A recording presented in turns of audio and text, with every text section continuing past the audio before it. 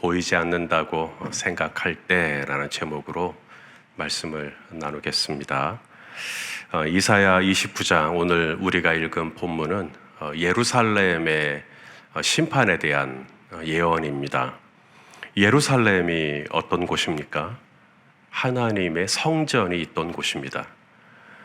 하나님의 법궤가 있는 곳이고요. 하나님의 속죄소가 있던 곳입니다. 그런데 이런 예루살렘도 하나님의 심판을 받는다는 것입니다. 이유가 무엇입니까? 어제 말씀을 잠깐 나눴지만 형식만 남은 예배. 해마다 절기는 돌아와요. 유월절도 지내고 오순절도 지내고 초막절도 지내고 입으로는 율법을 말하고 입으로는 시편으로 찬송도 해요. 하지만 마음은 어떻습니까? 마음은 하나님에게서 멀어졌다는 것입니다. 멀어지기만 한 게 아니라 어제 본문에 보니까 멀어져서 떠나버렸어요. 너무 멀어져 버리니까 아예 떠나버립니다. 자, 어제 본문입니다만 13절을 한 번 더 읽겠습니다. 시작. 주께서 이르시되 이 백성이 입으로는 나를 가까이 하며 입술로는 나를 공경하나 그들의 마음은 내게서 멀리 떠났나니 그들이 나를 경외함은 사람의 계명으로 가르침을 받았을 뿐이라. 하나님의 관심은 내가 얼마나 예배를 드렸는가, 이 땅에 있는 날 동안 내가 예배를 드린 횟수, 물론 그것도 중요하겠지만 보다 중요한 게 뭐냐면 마음에 있다라는 거죠. 마음. 하지만 이스라엘의 비극은 무엇입니까? 이 마음이 하나님에게서 멀리 떠나 있는 거예요. 성전에서 예배를 드리지 않는 건 아닙니다. 예배는 드리고 있어요. 하지만 예배의 참된 대상이신 하나님을 인격적으로 모시고 살아가는 삶의 부재, 이것이 문제였던 거죠. 결국 이렇게 입으로만 하나님을 믿는 척하고 마음으로 멀리 떠난 이스라엘이 보인 태도가 무엇이었을까요? 그게 오늘 본문에 나옵니다. 자, 오늘 본문이 시작되는 15절 같이 봅니다. 시작. 자기의 계획을 여호와께 깊이 숨기려 하는 자들은 화 있을진저 그들의 일을 어두운 데서 행하며 이르기를 누가 우리를 보랴 누가 우리를 알랴 하니. 하나님으로부터 마음이 멀리 떠나 있다 보니까 뭐라고 해요? 자기들이 어두운 가운데서 행하는, 그게 죄겠죠. 떳떳하면 빛 가운데 행했겠죠. 뭔가 떳떳하지 않고 뭔가 좀 부끄럽고 좀 감추고 싶고 좀 숨기고 싶고 드러내고 싶지 않고, 그래서 어두운 데서 은밀하게 행하던 죄를 지으면서 뭐라 그러냐면 누가 우리를 보랴 누가 우리를 알랴. 하나님에게서 마음이 멀리 떠나 있다 보니까 하나님의 임재에 대한 부재, 하나님이 지금 나를 보고 있다, 하나님이 지금 나와 함께 하신다라고 하는 이 마음이 완전히 망각되어 있는 거죠. 말하는 것, 행동하는 것, 운전하는 것, 낯선 사람 대하는 것, 아랫사람 대하는 것, 자녀 대하는 것, 하나님이 정말 옆에 계신다고 믿는다면 절대로 할 수 없을 행동을 서슴지 않고 행합니다. 그리고 뭐라 그래요? 누가 우리를 보랴. 어린이집에서 일어난 아동 학대 사건을 기억하실 것입니다. 말도 제대로 할 줄 모르는 어린아이를 이불로 덮어서 질식하게 하거나 머리채를 잡아 흔들거나 발로 차거나 때리고 밀치고, 내가 그 부모가 돼서 CCTV로 그 현장을 보게 된다면 그게 내 아이라면 정말 피가 거꾸로 쏟는 일 아닙니까? 왜 이분들이 그렇게 죄를 지었을까요? 누가 우리를 보랴 누가 우리를 알랴. CCTV를 생각해도 행동이 조심스러워지는데 CCTV는 사각지대라는 게 있어요. 그런데 우리 하나님은 사각지대가 없습니다. 하나님은 우리의 마음과 생각까지 감찰하셔요. 하나님께 어떤 계획도 어떤 의도도 숨길 수가 없는 거죠. 하지만 마음으로 하나님을 멀리 떠난 이스라엘은 어두움 가운데 은밀하게 죄를 지으면서 이렇게 생각했다는 거예요. 누가 우리를 보랴. 도대체 예루살렘이 어쩌다 이 지경이 되었을까요? 한때 하나님은 예루살렘 성전을 가리켜 뭐라 그랬냐면 내 눈과 내 마음이 항상 여기에 있다. 역대하 6장 6절 말씀이거든요. 한번 읽어보죠. 시작. 예루살렘을 택하여 내 이름을 거기 두고 또 다윗을 택하여 내 백성 이스라엘을 다스리게 하였노라 하신지라. 예루살렘을 택하였어요. 하나님이 택한 성입니다. 하나님이 당신의 이름을 두시려고 택한 성입니다. 또 시편 87편에 보면 이렇게 말씀하십니다. 2절 말씀 읽을까요? 시작. 여호와께서 야곱의 모든 거처보다 시온의 문들을 사랑하시는도다. 하나님의 성이여 너를 가리켜 영광스럽다 말하는도다. 예루살렘 어떤 곳이라고요? 야곱의 모든 거처보다 하나님이 사랑하시는 예루살렘 성을 보면서 하나님이 영광스럽다 마음에 든다는 거죠. 너무 좋다는 거죠. 그런 곳이 이제는 하나님의 심판을 받게 되는 성이 되어버렸다. 어쩌다가 그렇게 됐는가? 입술로는 하나님을 경외해요. 근데 마음이 멀어져 버렸어요. 왜 그렇게 되었나? 어쩌다가 하나님의 이 존전 의식도 사라지고 하나님이 살아계신다고 입으로는 고백하면서 삶 속에서 전혀 하나님이 살아계시지 않는 것처럼 왜 그렇게 되어버렸을까? 이사야 선지자는 그 원인을 어디서 찾냐면 바로 이 말씀과의 관계에서 찾습니다. 자, 10절 말씀이거든요. 이사야 29장 10절 읽어보죠. 시작. 대저 여호와께서 깊이 잠들게 하는 영을 너희에게 부어주사 너희의 눈을 감기셨으니 그가 선지자들과 너희의 지도자인 선견자들을 덮으셨음이라. 하나님께서 누구의 눈을 감기셨다고요?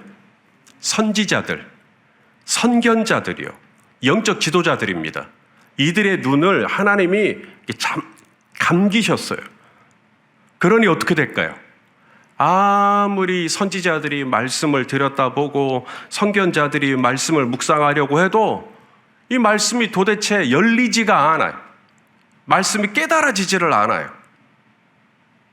그러니 하루하루 말씀을 읽고 말씀을 통해서 하나님이 오늘 우리 백성들, 우리 성도님들에게 무슨 말씀을 하시고자 하는지를 그 메시지를 받아서 전달해야 되는데 하나님이 선지자들에게 잠들게 하는 영을 부어버리니까 아무리 말씀을 읽어도 이 깨달아지는 게 없으니까 성도님들에게 말씀을 제대로 전할 수가 없다 보니 성도님들이 마음이 하나님에게서 점점 멀어지게 되었다.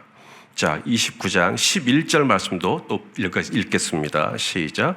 그러므로 모든 계시가 너희에게는 봉한 책의 말처럼 되었으니 그것을 글 아는 자에게 주며 이르기를 그대에게 청하노니 이를 읽으라 하면 그가 대답하기를 그것이 봉해졌으니 나는 못 읽겠노라 할 것이요. 지금 누구에게 하나님이 이 책을 주셨다고요? 글을 아는 자에게. 글을 아는 자, 나름 배운 사람들이죠. 똑똑한 사람들입니다. 히브리어, 헬라어 잘하는 사람들입니다.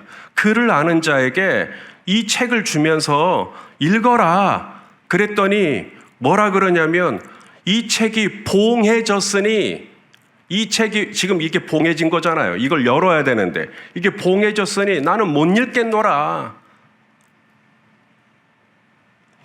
하나님은 말씀이십니다. 말씀은 곧 하나님이시고요. 요한복음 1장 1절 읽어보죠. 시작. 태초에 말씀이 계시니라. 이 말씀이 하나님과 함께 계셨으니 이 말씀은 곧 하나님이시니라. 이 말씀이 뭐라고요? 이게 하나님이에요. 이스라엘이 하나님에게서 멀어졌다라는 것은 단순히 교회에서 멀어졌다는 뜻이 아니라 말씀에서 멀어졌다는 것을 의미하는 거예요. 그렇게 말씀에서 점점 멀어지니까 어떻게 돼요? 마음이 점점 굳어집니다. 양심이 점점 굳어져요. 결국 어디까지 가는가? 누가 우리를 보랴? 누가 우리를 알랴? 하나님의 말씀은 우리의 머리에 신지식을 넣어주시기 위해서 말씀을 주신 게 아니거든요. 우리 히브리서 4장 12절 말씀 읽어볼까요? 시작. 하나님의 말씀은 살아있고 활력이 있고 좌우의 날선 어떤 검보다도 예리하여 혼과 영과 및 관절과 골수를 찔러 쪼개기까지 하며 또 뭐예요? 마음의 생각과 뜻을 감찰하셔요. 머리를 감찰하시는 게 아니라 머리를 쪼개는 게 아니라 이성을 쪼개는 게 아니라 내 혼과 영이요. 내 영혼을 쪼개요. 내 마음을 쪼개요. 내 생각을 쪼갭니다. 그게 하나님의 말씀이거든요. 그런데 이 말씀에서 점점 멀어지니까 어떻게 되겠어요? 영혼이 쪼개지질 않아요. 마음의 생각이 쪼개지지를 않습니다. 그러니 마음이 점점 굳어지더라. 마음에 굳은 살이 박히더라. 시편 119편 9절에서 읽어보겠습니다. 시작. 청년이 무엇으로 그의 행실을 깨끗하게 하리이까? 주의 말씀만 지킬 따름이니이다. 내가 전심으로 주를 찾았사오니 주의 계명에서 떠나지 말게 하소서. 내가 주께 범죄하지 아니하려 하여 주의 말씀을 마음에다가, 어디에다가? 머리에다가 아니라 하나님의 말씀은 우리 머리에다가 뭘 넣어주기 위해서 말씀을 주신 게 아니라 우리 마음을 변화시키고 마음을 다르게 하고 마음을 새롭게 하기 위해서 우리에게 말씀을 주신 줄로 믿습니다. 이스라엘의 문제는 말씀이 없는 게 아니에요. 선지자가 없는 것도 아니에요. 목사가 없는 것도 아니에요. 선견자가 없는 것도 아니에요. 그런데 말씀이 봉해져 있어요. 말씀이 봉해져 있어요. 사랑하는 성도 여러분, 그럼 어떻게 해야 됩니까? 말씀이 이렇게 봉해져 있는데 하나님이 그럼 열어주실 때까지 그냥 나는 가만히 있어야 되는 것입니까? 하나님이 저 선지자를 통하여서 말씀 주실 때까지 나는 그냥 수동적으로 그냥 이대로 이렇게 지내야 되는 건가요? 요한계시록의 말씀을 보니까 봉인된 두루마리가 나옵니다. 두루마리가 둘둘 말려가지고 봉인이 돼 있어요.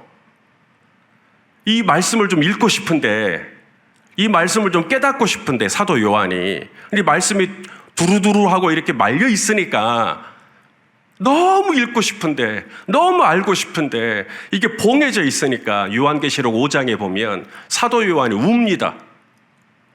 나 그 말씀 좀 읽고 싶다. 나 그 말씀 좀 알고 싶다. 그 말씀이 무슨 뜻인지 좀 깨닫고 싶다. 막 울어요. 그러니까 하나님의 아들 예수 그리스도가 등장하십니다. 그리고 봉인된 두루마리를 풀어서 열어주셔요.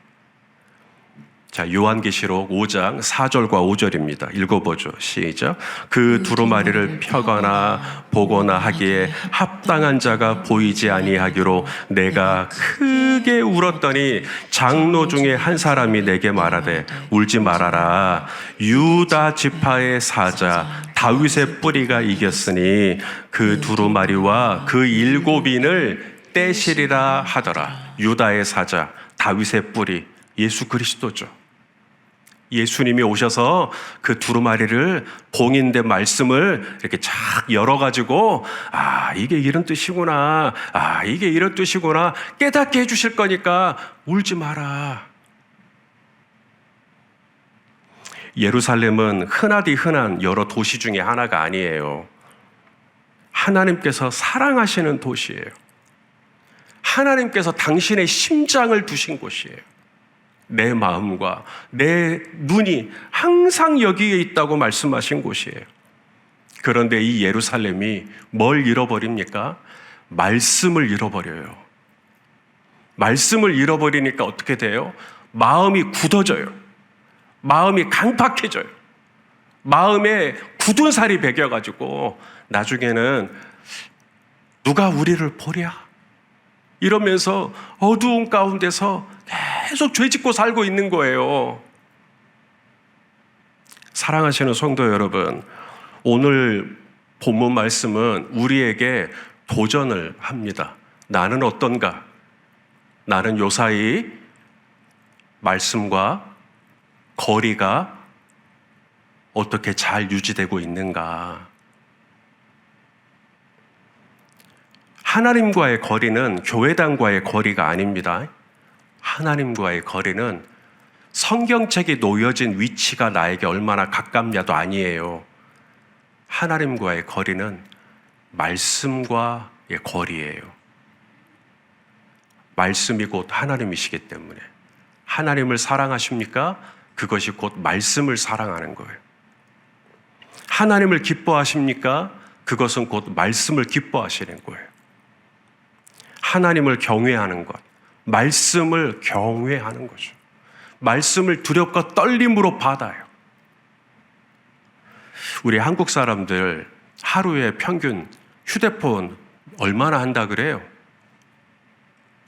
말씀을 준비하면서 보니까 평균 5시간 이상 한대요. 5시간 이상 스마트폰은 들여다보면서 성경 말씀은 얼마나 들여다보고 계시는지. 하루 3끼 아침, 점심, 저녁 꼬박꼬박 챙기는 것만큼 하나님의 말씀을 나는 얼마나 챙기는지. 혈압약, 당뇨약, 온갖 영양제 약은 잘 드시면서 구약, 신약은